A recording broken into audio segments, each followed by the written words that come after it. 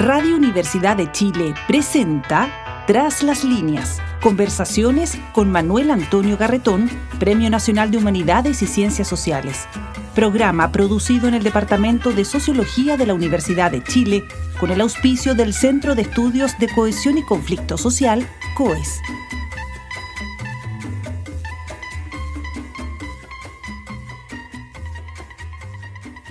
Muy buenas tardes, bienvenidos y bienvenidas a Tras las líneas, el programa del Departamento de Sociología de la Universidad de Chile y del Centro de Cohesión y Conflicto Social, el COES, en que nos interrogamos sobre los grandes problemas, y a veces no tan grandes, son los problemas que nos afectan como seres humanos, como país, como región de América Latina, desde la perspectiva particular de las ciencias sociales.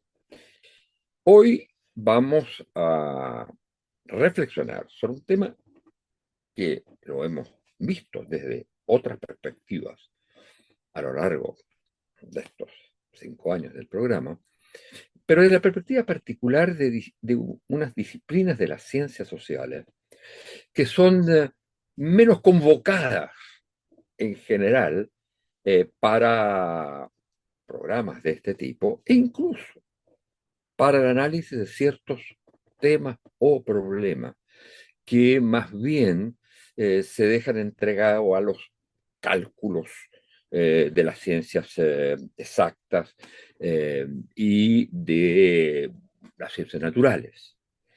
Y hoy día vamos a tratar un tema que afecta a toda la humanidad desde una perspectiva más bien antropológica y etnográfica, eh, que no siempre es considerada para tratar las políticas, o sea, para conocer el problema en cuestión y para hablar de introducir esta dimensión en las políticas al respecto.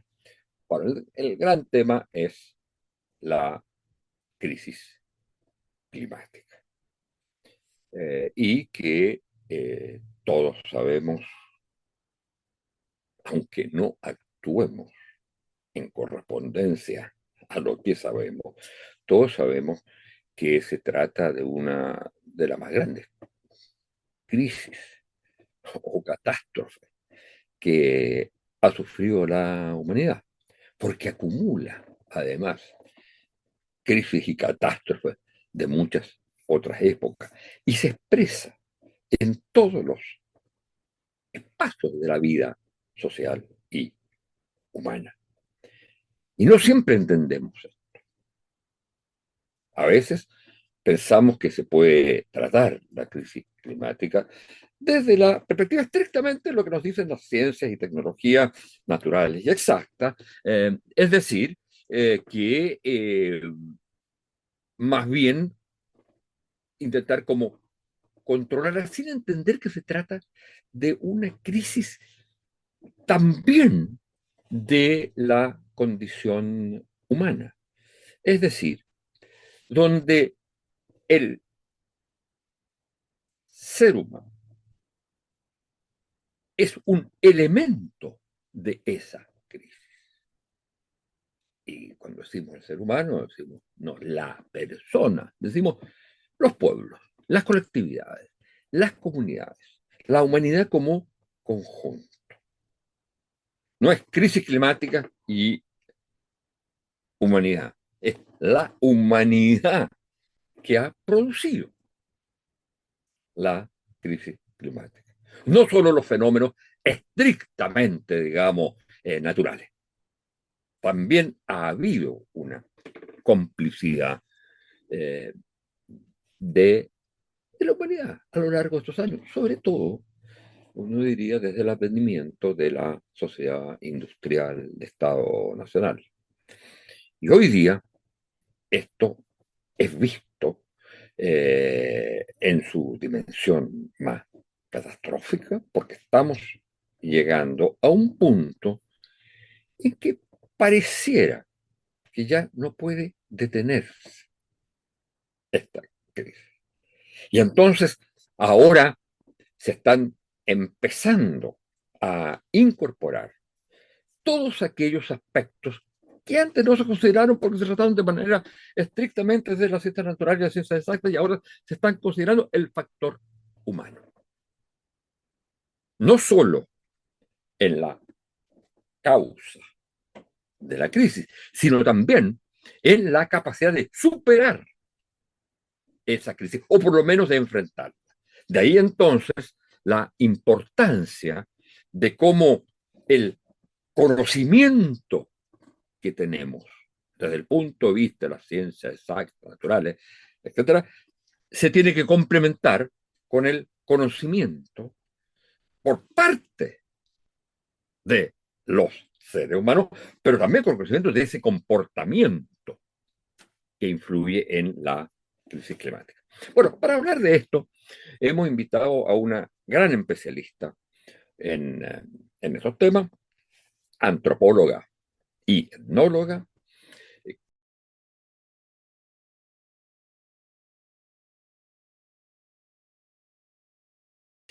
Valeria Hernández, doctora en etnología y antropología social en la Escuela de Altos Estudios en Ciencias Sociales París. Es investigadora del Instituto de Investigaciones para el Desarrollo en Francia y es también profesora de la Universidad Nacional San Martín en Argentina.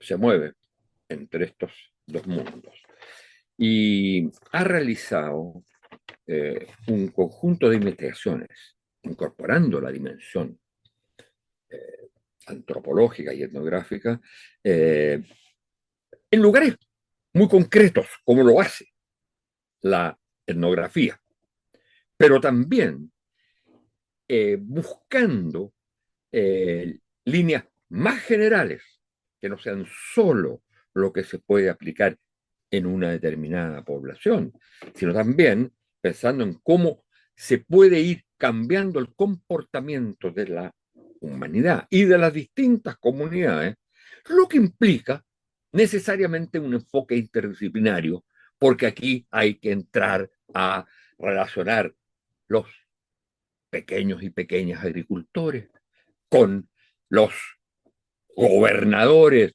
o autoridades, con los científicos, con los medios de comunicación. Bueno, para hablar de estas cosas entonces, eh, le damos la bienvenida a Valeria Hernández. Es un gran gusto tenerla entre nosotros porque además es una pionera en muchos de estos temas. Muchas gracias, Valeria, por estar con nosotros. Y yo quisiera partir por una mirada general antes de entrar a los temas más específicos de esta coproducción del conjunto de actores respecto de la crisis climática, sobre en qué momento estamos de ella, hasta qué punto ya no se puede volver atrás, hasta qué punto esto va a seguir avanzando inexorablemente. En ese sentido, hay estudios respecto de los límites. Y entonces me gustaría saber cuál es su visión en esta materia para luego entrar en los otros temas. Sí, ¿qué tal? Bueno, muchas gracias. Sí, efectivamente, Manuel. Los investigadores en ciencias de la atmósfera, de la Tierra, especialistas, eh, para hacer el monitoreo de esos límites planetarios, en particular el Centro de Resiliencia que está en Estocolmo, han, digamos, identificado 9 procesos específicos en donde realmente se pone en peligro la supervivencia de la especie humana y de muchas otras especies, la cuestión de la biodiversidad, etcétera. Esos 9 límites planetarios, de los cuales no deberíamos realmente entrar en la zona de riesgo, la zona que nos pone en un problema de reproducción de las condiciones actuales, ¿no?, de existencia, son, por un lado, el cambio climático, que es con el que usted comenzó, en donde hay un problema de equilibrio de la cantidad de gases con efecto invernadero que se acumulan en la atmósfera y que van produciendo lo que se conoce como el recalentamiento, ¿no?, del planeta. Ese es un proceso que tiene una inercia que hace que los gases que se van acumulando generen ese recalentamiento, y aunque hoy eh, todo dejase la humanidad dejase de emitir, ¿no?, esos gases, hay una inercia que de todas maneras ya se sabe que vamos a llegar a más 1,5 grados antes de mediados de siglo. Con lo cual estamos, y algunas proyecciones dan más de 4 grados hacia final de siglo. Entonces estamos realmente en una situación muy, muy compleja, en donde las políticas de adaptación y de atenuación al cambio climático son fundamentales. Y luego hay otros 8 límites planetarios. Uno es el de las entidades novedosas que se generan por los desarrollos y los avances científico-tecnológicos, que tienen que ver con nuevas sustancias químicas que se van liberando, sintéticas, que se van liberando al medio ambiente, o que movilizan materiales de forma completamente nuevas y que modifican la interacción, inclusive organismos transgénicos, organismos completamente novedosos en cuanto a las interacciones que puede llegar a generar en los ecosistemas, que no se sabe, y que generan zonas de alto riesgo para el funcionamiento de esos ecosistemas. A su vez, otro límite es la cuestión de la acidificación de los océanos. La acidez del agua de los océanos aumenta y a medida que absorbe el CO2, ¿no?, atmosférico, y este proceso perjudica a los organismos que están, que pues si son el inicio de la cadena trófica, ¿no? El océano es fundamental, y la reproducción entonces de la salud planetaria está en juego en esa acidificación de los océanos. Eh, por otro lado, la modificación de los flujos biogeoquímicos, que es una interacción entre los flujos globales de fósforo, nitrógeno, etcétera, toda la utilización de los fertilizantes, por ejemplo, químicos, es decir, toda una serie de transformaciones, y así también el otro límite es el cambio en el agua dulce, los cambios en el sistema terrestre. Todos Bueno, ellos han sido, todos ellos han sido sobrepasados ya. 7 de los 9 han sido sobrepasados, Fíjate. efectivamente. Estamos realmente en un momento de crisis en 7 de los 9 límites planetarios. Así que realmente estamos muy urgencia, muy, muy necesitados de tomar conciencia y de empezar acciones concretas, acciones que vienen de arriba para abajo y de abajo para arriba. Es decir, no solamente acciones a nivel estructural, como cuando fue la pandemia, que requirió una decisión política fuerte de suspender, por ejemplo, todo lo que fue la utilización de los viajes y, ¿no?, de los aéreos, etcétera, que fue ese año 2020, cuando realmente se bajaron los niveles de emisiones de CO2, que son los que necesitamos para que efectivamente empiece a haber una disminución de esos gases de efecto invernadero. Así que hay, por un lado, la necesidad de decisiones políticas de arriba para abajo, pero también una necesidad de cambiar prácticas, transformar prácticas sociales de abajo hacia arriba, es decir, desde los territorios, desde la organización social, desde desde las prácticas individuales de cómo consumimos energía, cómo consumimos agua, cómo usamos los distintos bienes comunes, ¿no? Tierra, agua, aire, etcétera, pero además cómo nos organizamos colectivamente para conservar y hacer que la vida humana tenga posibilidades de como, digamos, que las próximas generaciones puedan disfrutar de esta realidad que nosotros conocemos hoy, ¿no? Ahora, ahí hay un punto que es crucial, porque intervención humana respecto de la crisis climática ha habido.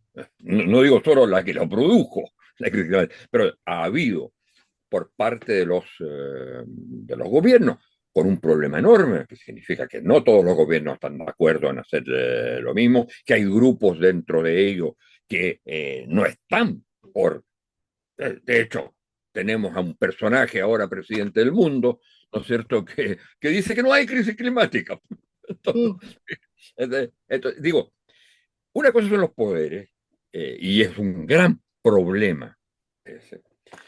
Otro tema es el de yo diría, en los poderes y a los distintos niveles también, no solo a nivel mundial, sino a niveles nacionales, locales.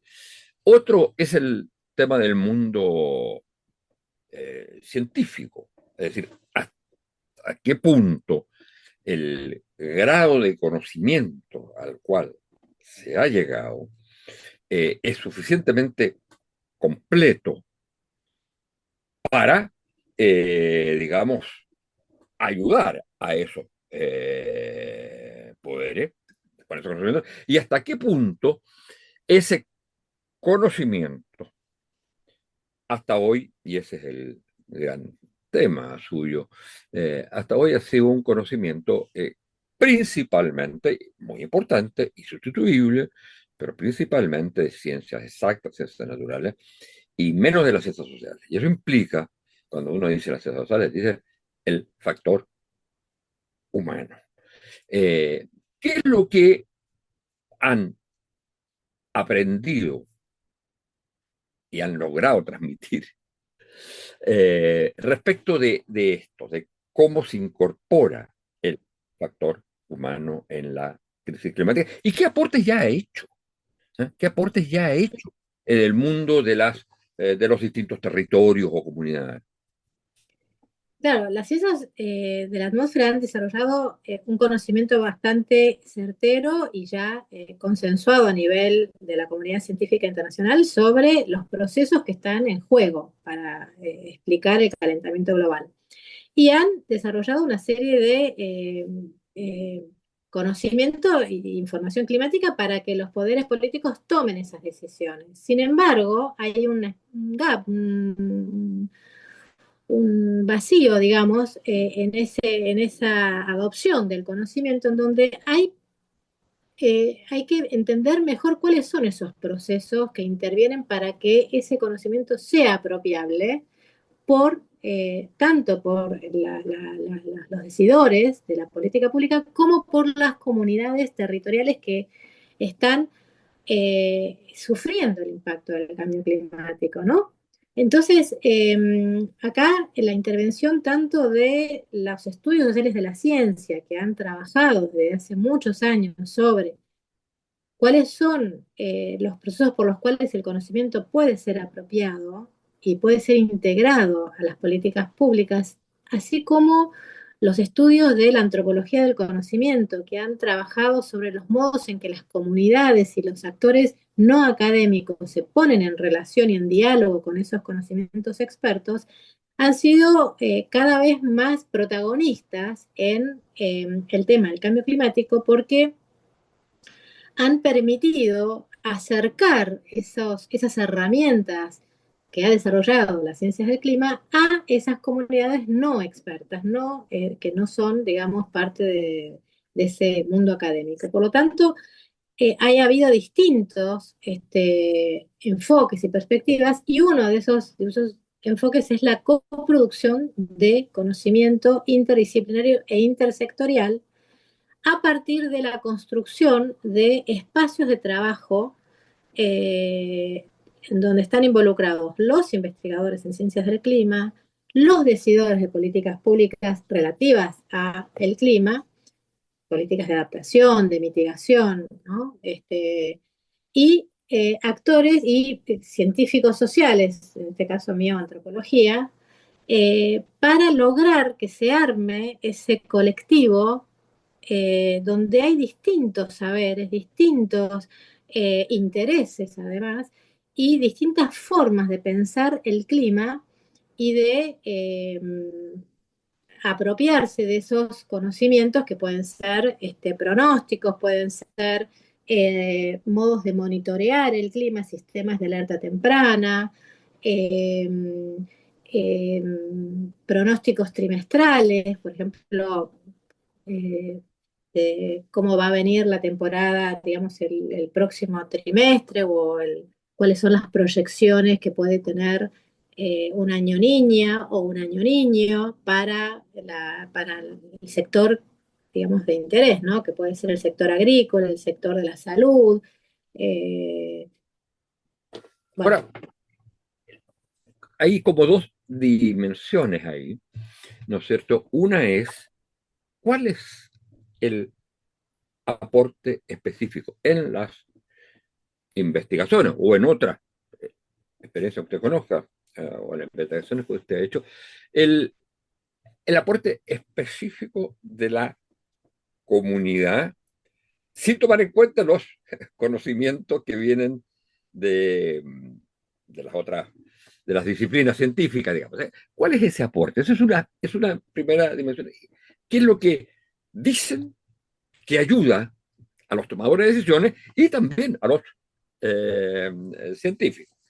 Y lo segundo es cómo se, o sea, uno, qué aporta realmente, y lo otro es cómo se construye una, llamémosle, comunidad de estos distintos actores, científicos, gobiernos, formas de gobierno, digamos, y los actores de la comunidad. Eso en las comunidades chicas, pero ¿cómo se hace eso a nivel de las grandes ciudades o de la humanidad? ujú. Bueno, el enfoque que nosotros hemos puesto en juego en el norte de la Argentina, el noreste de la Argentina, en el Chaco, en la zona húmeda del Chaco, a través de un proyecto Clímax, en colaboración con los científicos de exactas de la Universidad de Buenos Aires y investigadores de la Universidad de la UNSAM, antropólogas de la UNSAM y antropólogos de la UNSAM, tiene que ver con hacer talleres. Primero, tener una presencia prolongada en territorio para co-construir la problemática, es decir, para identificar en común cuál es el problema para la comunidad, el problema climático que queremos abordar para la comunidad. Es decir, que no es la comunidad científica la que define el problema, sino que se codefine, es decir, que el diálogo empieza desde el inicio. Y en general la ciencia producía, digamos, la pregunta y la perspectiva en el laboratorio o en el mundo académico y bajaba la solución a territorio, ¿no? Acá lo que se propone es totalmente, una lógica totalmente distinta. Desde el inicio, plantear la identificación del problema en el territorio y en diálogo con el territorio. Y para ello tenemos que construir un espacio de diálogo que tenga una continuidad temporal, porque esto, digamos, son tiempos largos, no es este diálogo necesita construir un lenguaje común, construir una perspectiva común, un modo de ir desarrollando la información climática en los términos en que los actores sociales la necesitan. Por ejemplo, si nosotros tenemos un pronóstico probabilístico, es decir, que me va a decir a mí cuál es la probabilidad que dentro de 2 semanas lluevan 50 milímetros, necesitamos que el que va a leer en territorio ese pronóstico entienda, por ejemplo, la noción de probabilidad, que es muy distinto a un pronóstico determinístico. ¿Va a llover o no va a llover? ¿No? Y además que entienda, digamos, que pueda interpretar, que tenga las herramientas para interpretar lo que es un porcentaje, 50% digamos, que hay el 80% de probabilidades que lluevan 50 milímetros, ¿no? Es decir, y además necesitamos saber, para que los investigadores generen una información útil, cuál es la cantidad de milímetros que necesita un productor para decidir si va a cosechar o si va a sembrar, depende de la tarea que le toca en ese momento. Es decir, cuál es la cantidad de milímetros que socialmente se requiere como conocimiento para realizar la tarea. Por lo tanto, no es un conocimiento que los investigadores en ciencias del clima puedan saber en su laboratorio, sino que tienen que entrar en diálogo con las comunidades, ¿entiendes? Entonces, de los dos lados, es necesario que se abra ese diálogo y ahí las ciencias antropológicas, que son especialistas en en el diálogo entre la alteridad, ¿no? Es decir, las ciencias antropológicas nos especializamos en el diálogo entre comunidades que son eh, extranjeras mutuamente, ¿no? Es decir, nos especializamos en el diálogo con el otro culturalmente distinto o la alteridad en términos más amplios que lo cultural. Entonces, las ciencias sociales tenemos las herramientas, la antropología en particular tiene las herramientas para generar las condiciones de que ese diálogo pueda tener lugar, para que ese diálogo pueda tener lugar, ¿no? Entre estas comunidades que vienen con horizontes de sentido muy distintos. Entonces, nosotros lo que hemos trabajado es de construir ese zócalo interpretativo, hermenéutico común, para que se desarrolle ese ida y vuelta entre estos distintos saberes, estos distintos comunidades, ¿no? Científicos del clima, productores, políticos, que son los que después tienen que tomar estas necesidades que tienen las comunidades locales para desarrollar y acompañar políticas de adaptación para esas comunidades, porque una vez que las comunidades logran, digamos, construir conjuntamente con el sector académico herramientas útiles, bueno, el sector político tiene que acompañar para que esas herramientas lleguen a toda la comunidad y tengan una anclaje institucional, que haya una institucionalización de esas dinámicas, que es un poco también lo que pasó en el Chaco con los responsables científicos que a nivel provincial articularon con esta iniciativa y pusieron a disposición el, la, la, el sector, digamos, que se encarga de la gestión de la cuestión climática a nivel provincial, una red de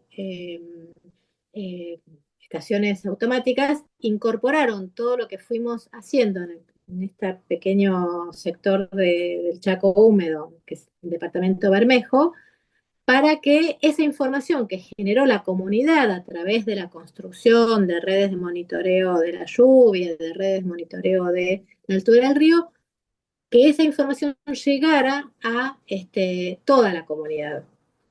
Ahora, ¿cómo Entonces, eso uno lo entiende bien, aunque igualmente es complejo y difícil y toma tiempo, pero factible a nivel de una comunidad?